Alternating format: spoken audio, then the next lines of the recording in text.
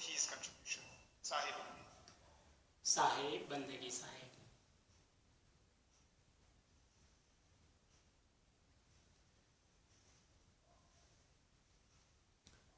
कलौ मोहागारे विषय विषसंताप्त मनसां तमश्चक्रे दूरं मृदु सदुपदेशामृतगिरा सतां चेतस्तोषित्विरदयवनानां मृगपति परेशं साक्षातं गुरुवर कबीरं हृदि नमः। यो ब्रह्माणं विदधाति पूर्वं यो वै वेदांश्च प्रणोति तस्मै तमः देवमात्मबुद्धिप्रकाशं मुमुक्षुर्वै शरणमहं प्रपद्ये मुमुक्षुर्वै शरणमहं प्रपद्ये। सोहं हंसः सद्गुरु शरणं श्री सद्गुरुवे नमः।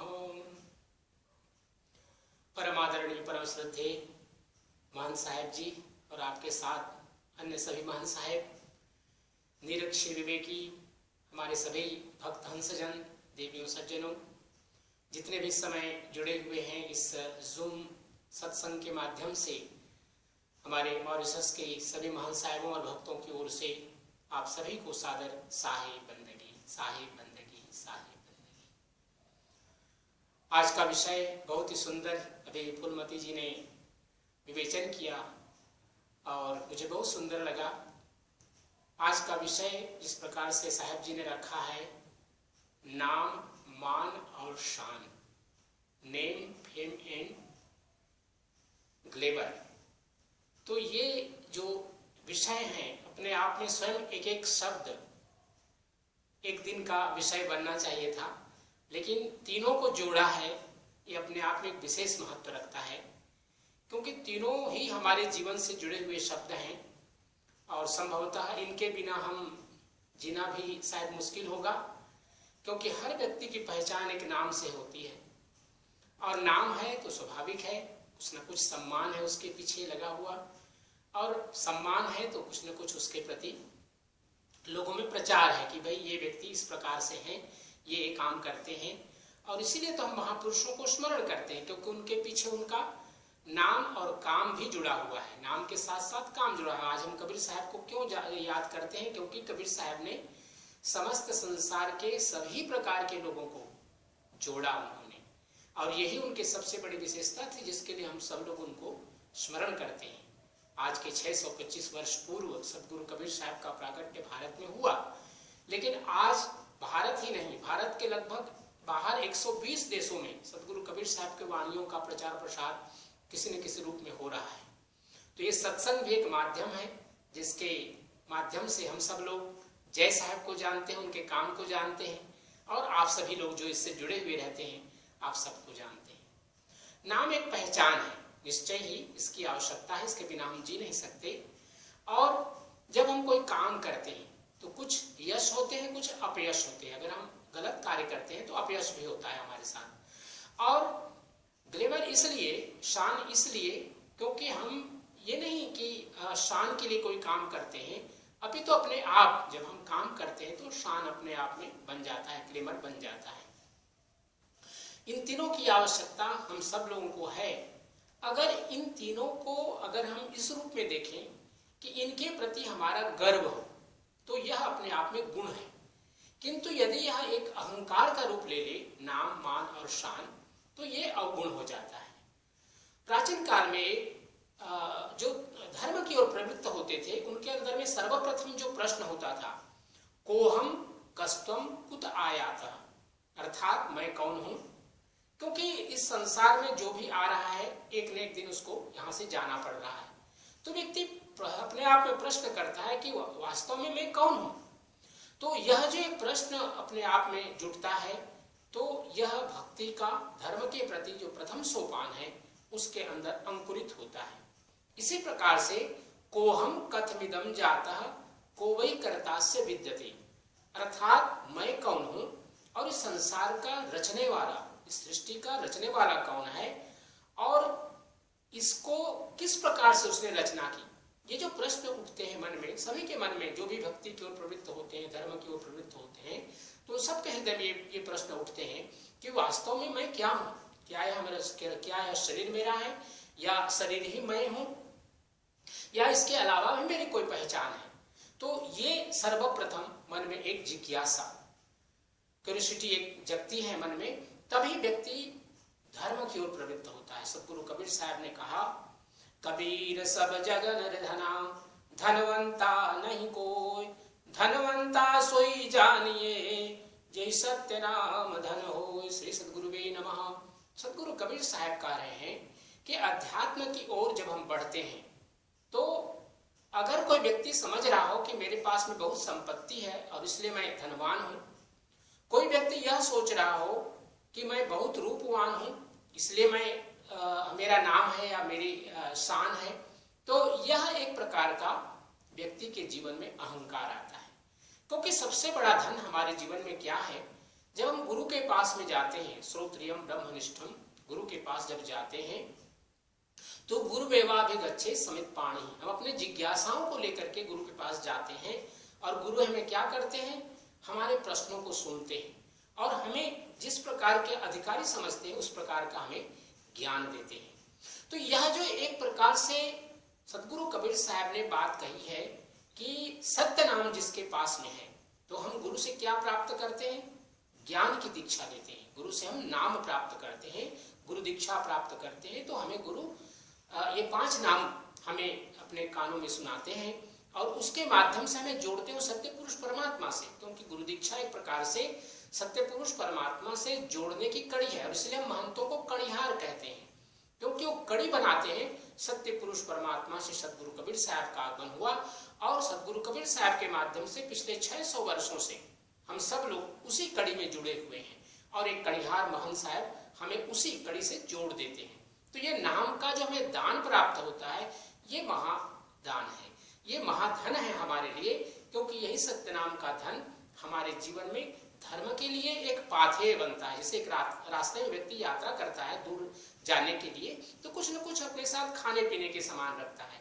तो इसी प्रकार इस धर्म की यात्रा में सत्य नाम का जो ये धन है, ये हमारे लिए पाथेय का काम करता है। और इसी प्रकार सतगुरु कबीर साहब कह रहे हैं कि भक्ति करे कोई सूरमा, जाति वर्ण कुल हो। यदि कोई व्यक्ति सोचता है कि मैं ऊंचे जाति में जन्म लिया हूं इसलिए मैं बड़ा हूं, इसलिए मेरी शान है, और या कोई व्यक्ति कहता है कि मेरा वर्ण ऊंचा है या कुल मेरा ऊंचा है, तो सतगुरु कबीर साहब ने कहा भक्ति के मार्ग में इनका कोई महत्व नहीं। भक्ति करे कोई सूरमा, जाति वर्ण कुल खोए।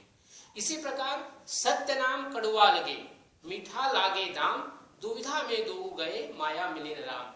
सतगुरु कबीर साहब कितनी सुंदर बात कहते हैं समझाते हुए कि अगर व्यक्ति के जीवन में परमात्मा का नाम उसे कड़वा लग रहा है और धन संपत्ति उसे मीठे लग रहे हैं, तो मान लीजिए कि ऐसे जीवन जीने वाले व्यक्ति के हाथ में न तो माया मिलती है और न वह परमात्मा राम मिलता है। इसलिए हम सब लोगों को प्रयास करना चाहिए कि जीवन में अवश्य ही दान पुण्य करें, अच्छे कार्य करें, स्वस्थ रहने के लिए जो भी कार्य कर सकते हैं, धन संपत्ति भी एकत्रित करें, क्योंकि इसके बिना हमारा जीवन नहीं चल सकता, तो इसकी भी आवश्यकता है। सतगुरु कबीर साहब एक और बहुत सुंदर बात कर रहे हैं, मान दिया मन हर्षिया, अपमाने तन छीन, कहे कबीर तब जानिए माया में लवलीन। अर्थात एक व्यक्ति अगर उसको सम्मान दिया जा रहा है तो प्रसन्न हो रहा है, लेकिन अगर किसी बात को लेकर उसको अपमानित करे तो वह एकदम दुखी हो जा रहा है। तो ऐसे व्यक्ति के लिए समझना चाहिए कि यह व्यक्ति अभी माया में लिप्त है, क्योंकि हर्ष और शोक व्यक्ति के जीवन में ये 2 मार्ग हैं और इससे मुक्ति भक्ति के मार्ग में चलने वाले के लिए आवश्यक है। अर्थात मान और अपमान दोनों को सम माने, यही भक्ति के मार्ग के साधक के लिए आवश्यक है। बड़े बड़ाई ना करे, बड़े न बोले बोल, हीरा मुख से ना कहे, लाख टका हमारा मोल। तो क्योंकि जो व्यक्ति बड़ा काम करता है वो मुख से नहीं कहता, उसके कर्म स्वयं लोगों में प्रसिद्ध होते हैं और लोग उसको जानते हैं कि व्यक्ति बहुत ही पुण्यात्मा है। और इसी प्रकार से कहते हैं कि बड़े गए बड़ा आपने, जो जिन लोगों ने अहंकार किया, तो कहते हैं सतगुरु कबीर साहब ऐसे व्यक्ति का जीवन, मान लो कि अभी वह प्रथम सोपान में ही पड़ा हुआ है, अभी उसने अध्यात्म के मार्ग के सोपानों को उसने चढ़ना प्रारंभ नहीं किया है। इसलिए बहुत आवश्यक है कि हम अपने जीवन में इन छोटी छोटी चीजों को छोड़ें और अध्यात्म की ओर बढ़ने के लिए इनका छोड़ना अति आवश्यक है। सदगुरु कबीर साहब ने एक भजन के माध्यम से बहुत सुंदर बात कही, इस तन धन की कौन बढ़ाई, देखत नैनों से माटी मिलाई, कंकड़ चुन चुन महल बनाया, आप जाए जंगल बिच सोया, हाड़ जरे जस लकड़ी झूरी, केस जरे जस घास की पूरी, यह तन धन कछु काम न आवे, ताते नाम जपो लवलाई, कहें कबीर सुनो मोर मुनिया, आप मुए पीछे डूब गई दुनिया। अर्थात जन्म के पूर्व दीवाल के पीछे क्या था हम सब नहीं जानते, मृत्यु के बाद दीवाल, उसके बाद क्या होगा कोई कुछ नहीं कह सकता है। केवल ग्रंथों का एक हम लोगों को कुछ पढ़ने को सुनने को मिलता है, लेकिन प्रत्यक्ष प्रमाण कुछ भी नहीं है। सदगुरु कबीर साहब इसलिए कह रहे हैं, ताते नाम जपो लवलाई। ये जो नाम है परमात्मा का नाम, अपना नाम नहीं, परमात्मा का नाम है। तो हम लोग का बड़ा सौभाग्य है, हमारे हिंदू संस्कृति में जितने भी महिलाओं के नाम लिए जाते हैं, किसी न किसी देवी देवता के नाम से, या जो पुरुषों का नाम है वह भी किसी न किसी महापुरुष के नाम से रखा जाता है नाम, जिससे कि हम अपने जीवन में उन महापुरुषों को आदर्श माने जिनके नाम हमें दिए जाते हैं। सदगुरु कबीर साहब एक बहुत सुंदर बात कहते हैं कि हम अपने जीवन में जो गुरु का दिया हुआ नाम है, वो जो महाधन हमें प्राप्त हुआ है, उसको तो अपने हृदय में और आंतरिक रूप से उसका नाम जपन करें ही, क्योंकि यह जो सत्य नाम है, सत्य नाम को सुमरि के तरि गए पतित अनेक, ताते कबहु न छाड़िए सत्य नाम की टेक। हमारे जीवन में यदि नाम है तो नाम अध्यात्म का नाम हो, परमात्मा का नाम हो, वही सबसे बड़ा धन है। और अगर उसे हमने प्राप्त किया तो स्वतः ही उसके साथ साथ हमें मान और शान दोनों मिल जाएंगे। आप सभी लोगों को पुनः सादर साहेब बंदगी, साहेब बंदगी, साहेब बंदगी। बहुत बहुत धन्यवाद। साहेब बंदगी, बहुत बहुत धन्यवाद आचार्य महंत श्री सुरेश्वर दास साहिब जी, आपने हमारे समक्ष इतने सुंदर ढंग से इस विषय को पेश किया। Thank you very much for giving us your views on this theme. I'm just going to try to translate in short in English for those of you who are not Hindi versed what Acharya ji has just explained. So he said that all of these three, name, fame and glamour, are quite common in mundane living. We all know, we can all relate to that. First of all, if we take name, we all need a name to identify ourselves. We need an identity in this world. And by virtue of that name, people know us. And more importantly, by virtue of the actions that we do also, people remember us or know us. They portray us based on what they know, what kind of actions we have done. And that's how we have a name in this world. Now, he also talked about how more than 625 years ago, Sadh Kabir Sahib propagated his teachings, but today those teachings are spread all over the world, not only in India, but in many, many other countries where people are still practicing and living by those principles. Now again, the actions that we do, the acts that we do can either give us glory, we can be known or famous for that, but at the same time we may be shamed for bad actions that we have done or we have committed. So we have to be very cautious what kind of actions we engage ourselves in. If because of what we have done, we tend to become arrogant and we tend to beat our own drums and talk about it, that will be something negative, and that will be something which will not lead us to where we need to go. In ancient times, saints and sages had those classic questions which we still ask today. Who am I? Where am I going? Who is my creator? Why am I here? All those classic questions are questions that if somebody does not ask himself or does not seek answers from his guru, they will not be able to live their lives the way they should be living as human beings, as spiritual beings incarnating as human beings. So Kabir Sahib said that Kabir sab jag nidhana dhanvanta nahi koi. Everyone is trying to measure themselves by virtue of how much wealth, how much possessions they have in this world and think that they are very wealthy. But Sahib says that he who has Satyana, he who has the name of God with him, he is the one who is the most wealthy in this world.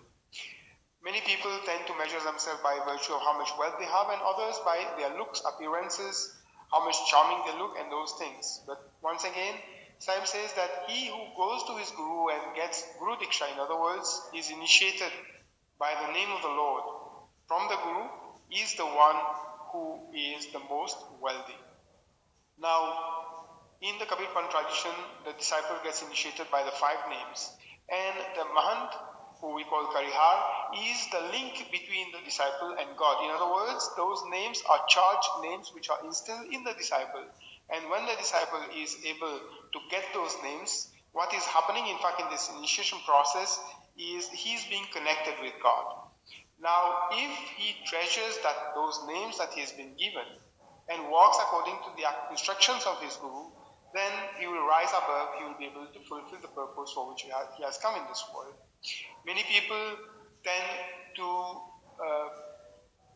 brag because of what caste they belong to, what race they belong to, which country, which community they are from. But Sahib says, devotion doesn't go by what caste, what race, what creed, what country, what community you are from. The brave person who is able to adopt the name of God and remain connected with the name of God all the time is the one who is the real, true devotee. Some people find the name of God bitter, and they find wealth and possessions and objects that they can acquire, obtain in this world sweet. But Sahib says, those people are the ones who are absorbed in Maya, in illusion, and they will never be able to attain their goal or fulfill their purpose in this life. Sahib also, Acharya also talked about how the great person, the person who is really up there, very intelligent, very wise, very great, eminent person, he does not beat his own drums. People talk of him by virtue of what he does, what he speaks about, and how he lives his life. Just in the same way as the diamond does not speak of its own worth. People, by seeing the diamond glittering or shining, know how valuable the diamond is. We do not know where we come from. We cannot know about that. And we do not actually know exactly what's going to happen after we leave this mortal frame. But what we can do in this world by going on this journey of life, we can cling to that name that has been given to us by our Guru and allow ourselves to be uplifted to attain that goal for which we have all come in this world. So by virtue of the Guru, we are all here, we are in satsang, and Acharyaji has wished us all, has given us all blessings and conveyed Bandagi from all Mahants from Mauritius. We thank him very much for participating once more. Thank you very much, Acharyaji. And we'll continue with our satsang. At this point in time, I would like to request Bina Ben